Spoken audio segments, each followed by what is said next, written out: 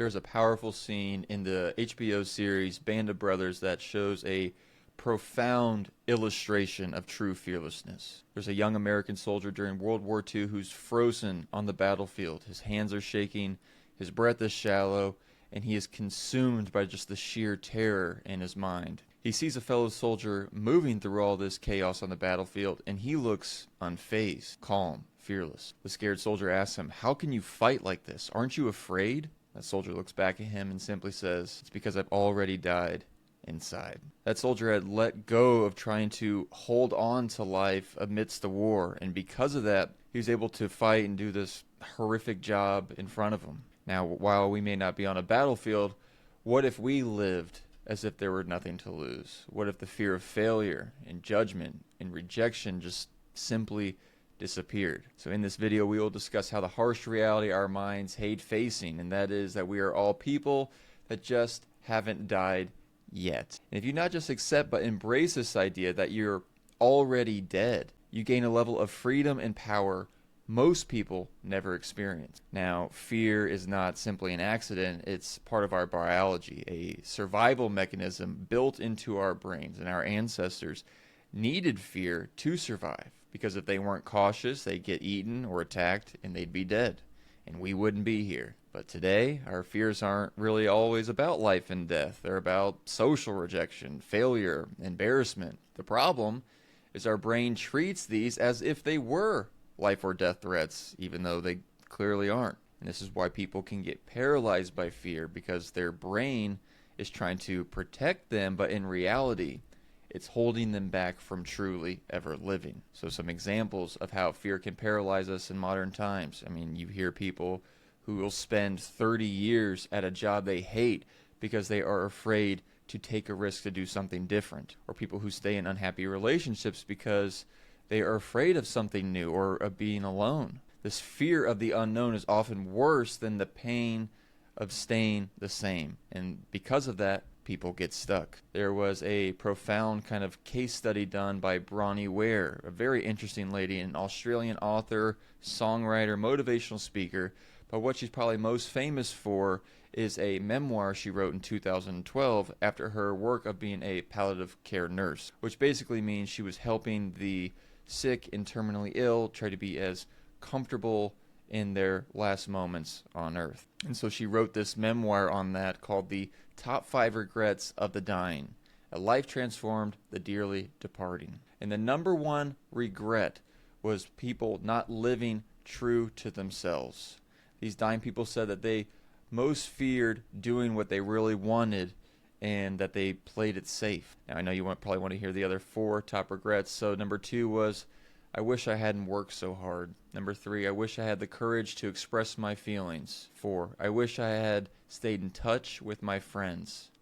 5, I wish I let myself be happier. Now, it's because people are moving towards death that they realize that, wow, everything in my life is fading away. You know, all the possessions are going to be gone. All the achievements, they will fade over time. All the people that you love, those people too, will disappear.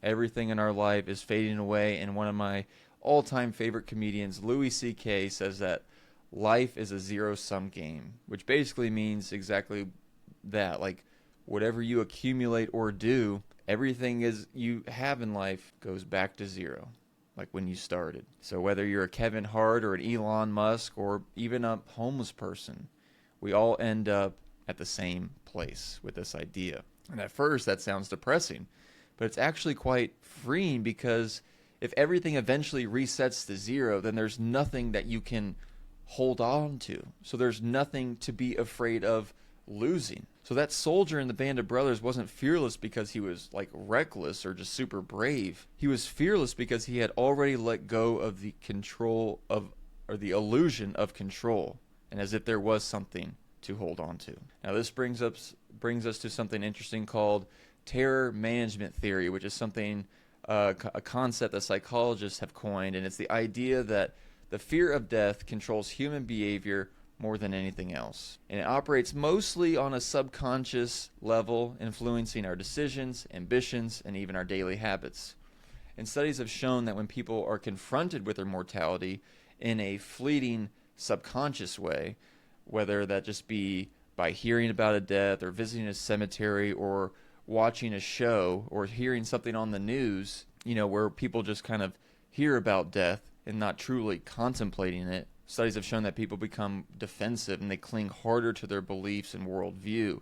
They have stronger comfort in cultural norms, whether that be social, political, or religious identities. And they have showed increased risk aversion, becoming more hesitant to make bold life changes. On the other hand, studies where people go beyond just these little fleeting reminders of death in ordinary life, if they take the time to contemplate it, fully process and accept mortality, they tend to live with more freedom, not caring about external validation, take more risk because they understand that hesitation is really just an illusion of safety, and they often have less anxiety because they stop trying to control the uncontrollable. So the fear of death isn't just about actual death. It extends to any form of perceived loss, like the death of the identity, or the death of comfort, of stepping out of your comfort zone, and the death of security, which would mean you maybe take risks in business or speaking up for yourself and making those life changes. So once you truly accept that death is not just inevitable and uncontrollable, you stop fearing almost everything else in life too. And that is ultimate freedom. Now we'll go into some examples of people in everyday life that are embodying this idea to die before you die. J.J. Redick, NBA basketball player for 15 years and now currently the head coach of the Los Angeles Lakers. And recently he was asked in an interview, what is it like, or the difference between a losing streak, which means, losing multiple games in a row as a player, versus now being a coach, where as a coach, you're the face of every win and loss. And NBA coaches are fired all the time. I mean, you can be the damn coach of the year last year, but if you lose 5 games in a row, you're out. So when he was asked this question about losing streaks between being a player and now as a coach, he actually quoted that scene from Band of Brothers that we talked about at the beginning of this video. And he said, I already died when I took the job. The moment he accepted the reality that getting fired is probably what's going to happen, it no longer has power over him. Instead of coaching out of fear, he's coaching freely. Instead of playing safe, he's trying to work without that worrying about criticism. And right now, it's working. And at the time of making this video, he's helped the Lakers climb to the 2nd place in the Western Conference.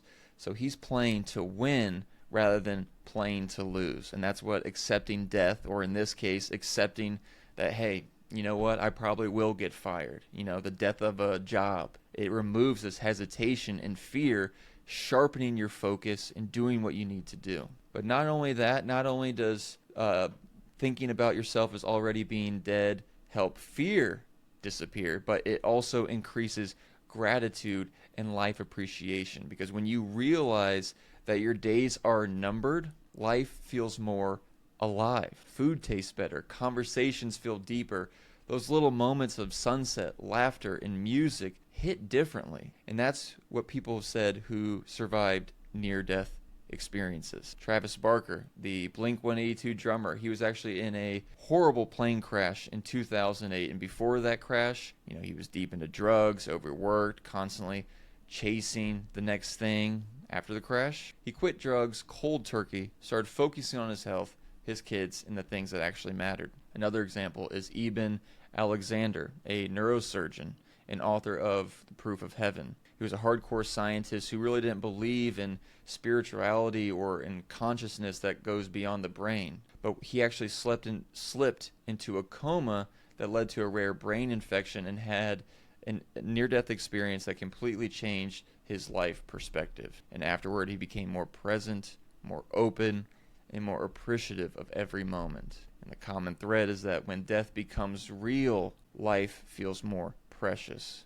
Now, you don't need to die to wake up, or almost die to wake up to this truth. And you don't have to be an NBA coach or survive a plane crash or be a neuroscientist. Any human can train ourselves to think as if we are already dead. So ask yourself daily or weekly, whatever you feel comfortable with, if I was already dead, what would I do differently? If I had nothing to lose, contemplating your mortality, how would that make you feel over time if you continue to accept and contemplate these things.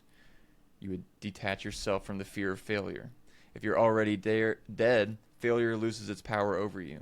You stop overthinking and you just do the thing, whether that's a project, making a decision, or taking a risk. And you shift yourself into that gratitude mode. If you only had 1 month to live, how would you act differently? Who would you spend the time with? And what bullshit would you stop worrying about? You let go of things outside of control, letting go of everything else. You don't control when or how you die. You don't control what others think of you. And the only things that are in your control are your actions, your attitude, and how you spend your time. So this mindset, this shift can entirely shift your mindset. You stop hesitating, you stop worrying about the dumb stuff, and you start appreciating what's right in front of you. So what's one thing you do differently today if you had nothing to lose? And that's the truth, is that there is nothing to lose because there's nothing you can hold on to. So I just wanted to say, if anyone is curious, I was watching Band of Brothers recently. I saw this clip on a YouTube short of JJ Redick getting interviewed that question. I actually just saw a podcast of Louis C.K. talking about life being a zero-sum game.